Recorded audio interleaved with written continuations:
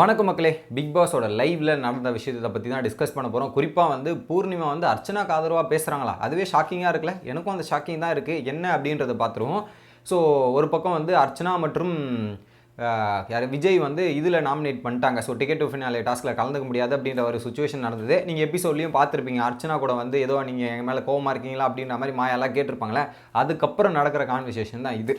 So என்ன பண்ணுறாங்க, விஷ்ணுகிட்டே ஒரு விஷயத்த சொல்லிடுறாங்க. அர்ச்சனா வந்து சைலண்ட்டாக இருக்கிற மாதிரி தான் எனக்கு தோணுது. இதில் வந்து இவங்க தான் அட்டாக் பண்ணுறாங்க, மாயா தான் வந்து அர்ச்சனாவை அட்டாக் பண்ணுற மாதிரி இருக்குது அப்படின்ற மாதிரி விஷ்ணுகிட்ட சொல்லிட்டு நான் போய் அவங்க கிட்ட பேச போகிறேன்ற மாதிரி விஷ்ணுகிட்ட சொல்லிட்டு போகிறாங்க. பட் இதில் பூர்ணிமாவோட எண்ணம் வந்து நான் ரெண்டு விதமாக பார்க்குறேன். ஒன்று, மாயா அட்டாக் பண்ணுறதை புரிஞ்சுக்கிட்டு ஓகே. இதில் ரெண்டாவது என்னன்னு பார்த்தீங்கன்னா, ஸோ இதன் மூலிமா வந்து அர்ச்சனா ஃபேம் ஆயிடுவாங்க, இந்த வாரம் எலிமினேட் ஆக போகிறாங்கன்ற மாதிரி நினச்சிட்டு இருக்காங்க.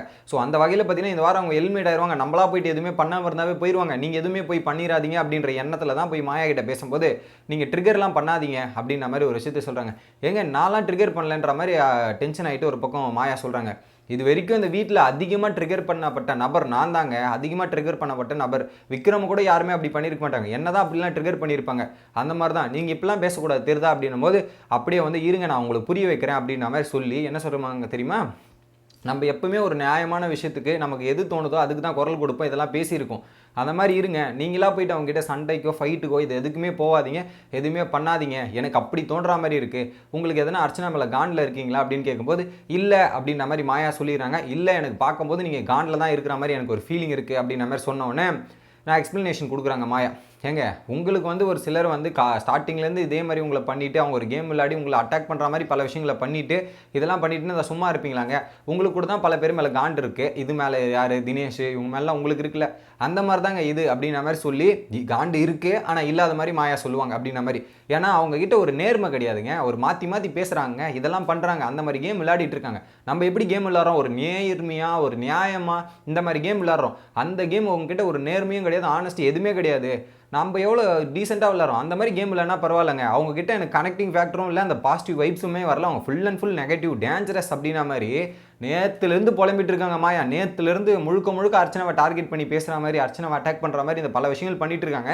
இதனால தான் பூர்ணிமாவுக்கும் தோணிருச்சு. சாயந்தரமே சொல்லியிருப்பாங்க, அர்ச்சனா வந்து என்னை பேசிவாக அட்டாக் பண்ணுறாங்க, இதெல்லாம் பண்ணுறாங்கன்னும் போது ஏங்க எனக்கு தெரிஞ்சு அவங்க அட்டாக் பண்ணுற மாதிரி தெரியல, நீங்கள் தான் அடிக்கடி அட்டாக் பண்ணுற மாதிரி இருக்குது அப்படின்ற மாதிரி ஒரு பக்கம் பூர்ணிமா ஓப்பனே சொல்லியிருப்பாங்க. அதை மூஞ்சி முன்னாடியே சொல்லிட்டாங்க. உடனே வந்து மாயா டென்ஷன் ஆகிட்டு நீங்கள்லாம் இப்படி பேசாதீங்க, அப்போ என்ன உங்களுக்கு ஒழுங்காக புரிஞ்சுக்கலன்னு நினைக்கிறேன், இது பண்ணலன்னு நினைக்கிறேன் அப்படின்ற மாதிரி மாயா வந்து பூர்ணிமா கிட்டே இதெல்லாம் பண்ணுறாங்க. பட் பூர்ணிமாவுக்கு தெரிஞ்சிருச்சு நீங்கள் தான் பண்ணுற மாதிரி இருக்குது அப்படின்னும் போது அதுக்கப்புறம் இவங்களும் அப்கிரி பண்ணிட்டாங்க.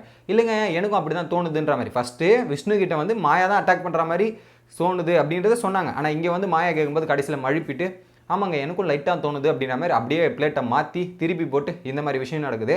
பட் நமக்கு தெரிஞ்சது என்னென்னா நேற்று நைட்லேருந்தே நாமினேஷன்லேருந்தே முழுக்க வந்து அர்ச்சனாவை தான் அட்டாக் பண்ணோம், அர்ச்சனா வந்து ப்ரொஜெக்ட் பண்ணுறாங்க, அவங்க அப்படி கிடையாது, ஃபேக் அப்படின்றத முழுக்க ரிஜிஸ்டர் பண்ணிட்டு இருக்கிறது மாயா மட்டுமே. அர்ச்சனாக்கு எந்த ஒரு இதுவும் போயிடக்கூடாது இந்த வாரம், அதனால் இது பண்ணோம் அப்படின்ற மாதிரி இவங்க பண்ணுறாங்க.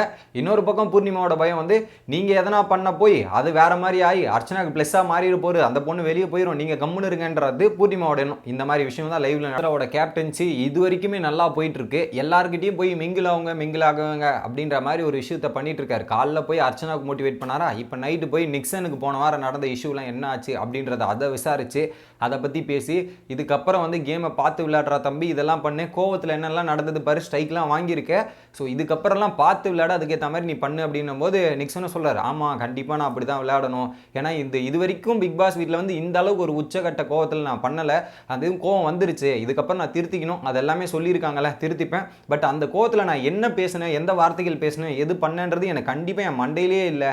நான் ரவீனா கிட்டையும் கேட்டேன், ரவீனாவும் எதுவுமே சொல்லலை, அவளுக்கும் ஒன்றும் மண்டையில் இல்லை அப்படின்ற மாதிரி இருந்தது. பட் அதை விட்டுட்டு இதுக்கப்புறம் கேமை மட்டும் தான் பார்க்க போகிறேன் அப்படின்ற மாதிரி நிக்சன் சொல்கிறாரு. அதுக்கு மணிச்சந்திரா சொல்கிறார், இன்னும் 4 வாரம் தான் இருக்குது, 4 வாரம். ஸோ நீ வந்து 4 வாரம் இருக்குதுன்னு ஈஸியாக சொல்லலாம்.